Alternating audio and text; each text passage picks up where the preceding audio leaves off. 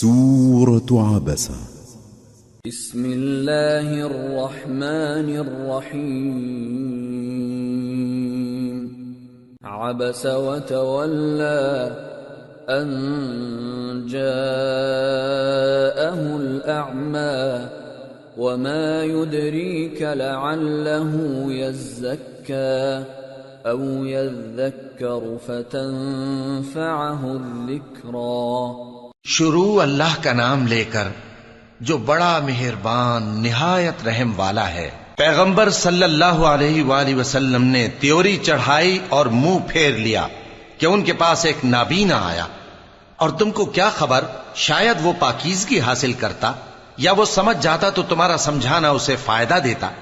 اما من استغنى فأنت له تصدى وما عليك ألا يزكى وأما من جاءك يسعى وهو يخشى فأنت عنه تلهى كلا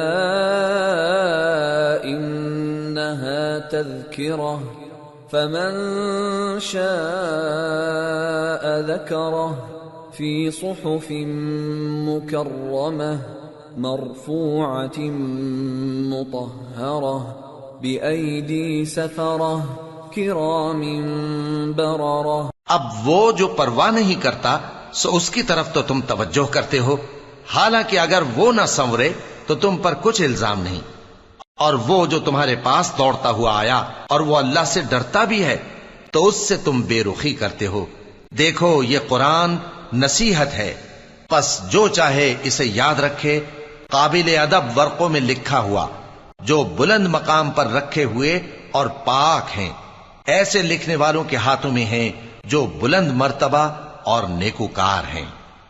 قتل الانسان ما اکفرہ من ای شیء خلقہ من نطفة خلقه فقدره ثم السبيل يسره ثم أماته فأقبره ثم إذا شاء أنشره كلا لما يقض ما أمره۔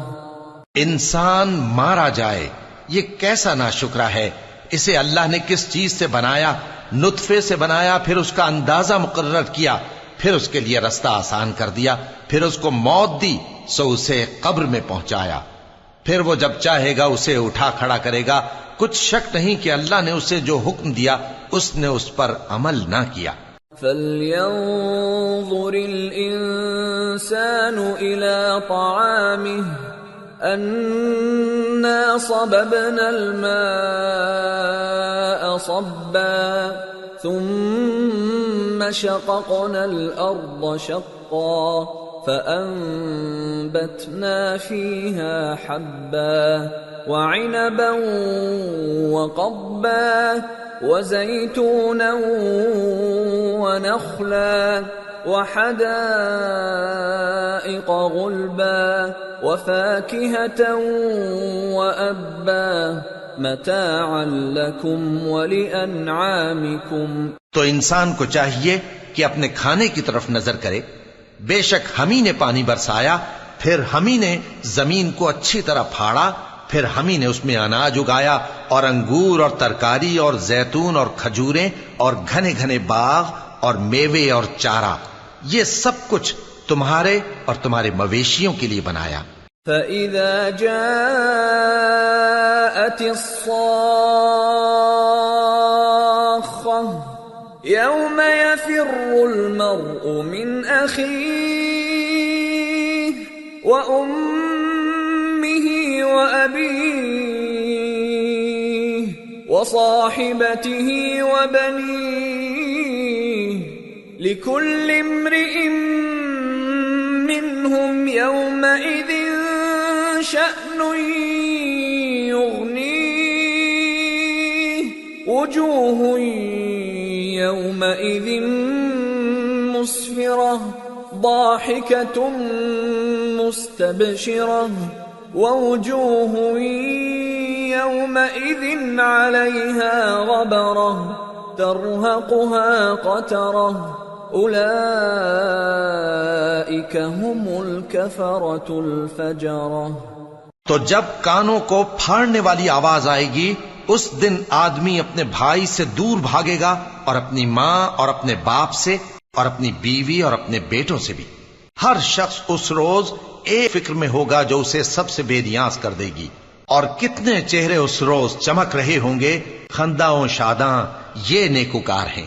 اور اس روز کتنے چہرے ایسے ہوں گے جن پر گرد پڑ رہی ہوگی اور ان پر سیاہی چڑھ رہی ہوگی، یہی لوگ ہوں گے انکار کرنے والے بد کردار۔